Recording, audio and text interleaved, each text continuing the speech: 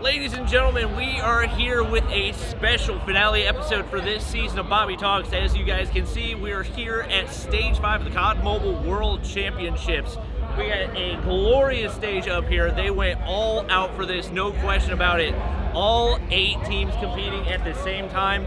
It was fantastic, and today we're going to be joined by Hawk's Nest to break down some of the action.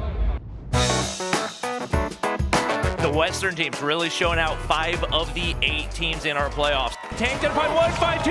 Can he find the third? Yes, he can! In today's episode, we're joined by the one and only Hawk's Nest, the biggest COD Mobile esports fanboy in all of the world, as will be evidenced by how absolutely gone his voice is right now. That is absolutely right. I can barely breathe or talk or anything. All right, what's been your favorite part of the event so far?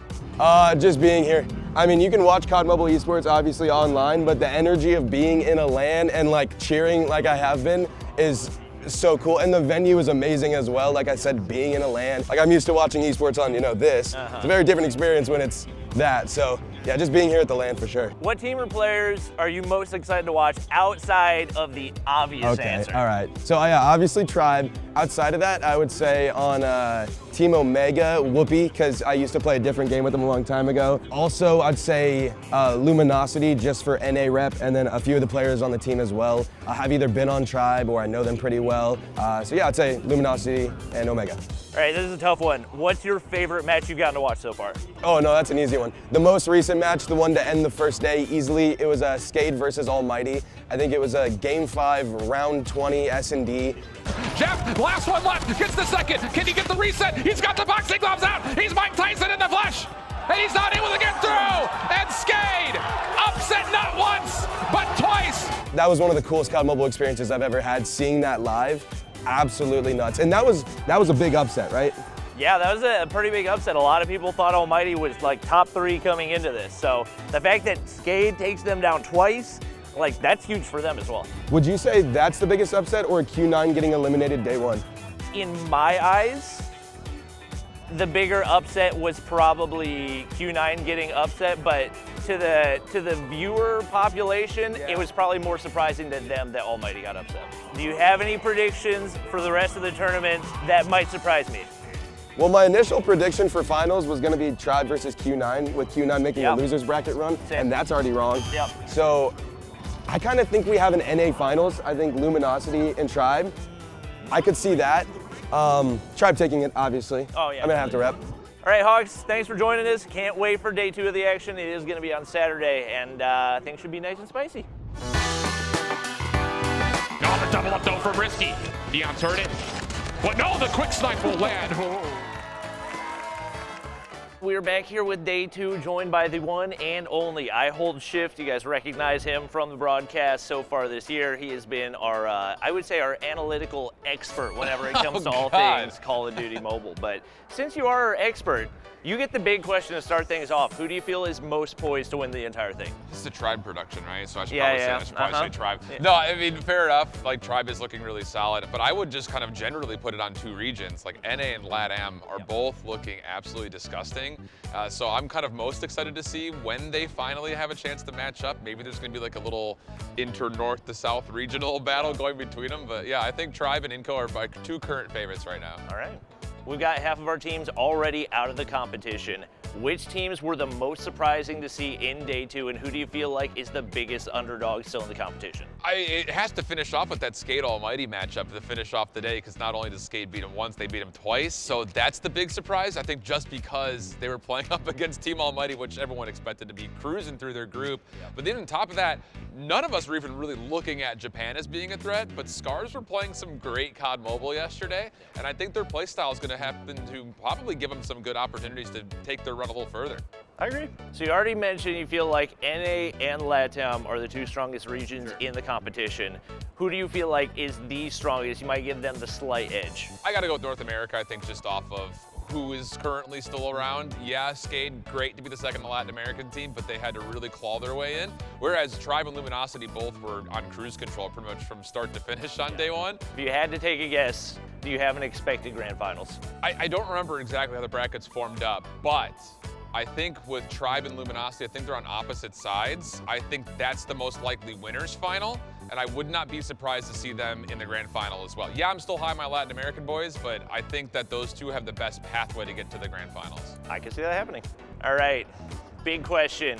What was your biggest highlight play of day one? I think it's the finish in the overtime on the raid search and destroy between Skate and Almighty. Nearly a 1v3 to extend the overtime again. Boxing gloves out, just couldn't quite get there. But I mean, you could pick any moment from any of those overtime matches and you'd probably have a winner. But that last one for sure was the most exciting. Skate had so many clutches. I think like multiple 1v3 clutches by Mihawk and Pabzera. Yeah. Both of those guys were going crazy in the S&Ds.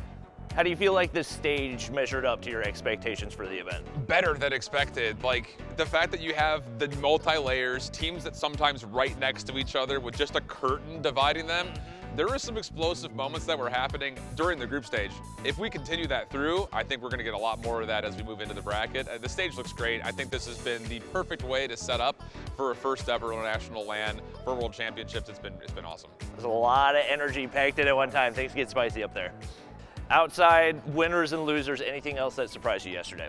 Yeah, you looked good yesterday. I was a little bit surprised by that. Okay, all right. Well, signing off. We'll see you guys later.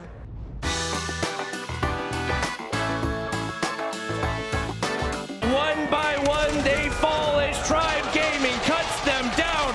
The bodies are shot, and a new king is crowned. The world champions of COD Mobile, Tribe Gaming. We're here with our COD Mobile World Champions, Tectonic and Vague. Congratulations to you guys. You put on quite a show, and it was a phenomenal weekend of Call of Duty mobile action. How you feeling? Man, there's only one answer. I'm excited as hell. All right. Yeah, no, I'm pretty excited, especially since it was like my first year competing. So knowing that my first year was this good, Yep. and I'm retiring off that is even better. So I don't have to worry about this anymore. It must be nice. Yeah. It must be nice. All right, Vague, who is the toughest team to go against? Oh, I'll be real with you. I think the toughest team to go up against was Wolves. They definitely remind me of like a, I guess, better version of Tribe at some point even. Yeah. I think they shocked everybody when they sent y'all to the lower bracket. It was similar to 2020 for y'all when XSET sent you to the lower bracket. And then after that, it wasn't quite as dominant as it was when it happened then, but kind of a similar feeling.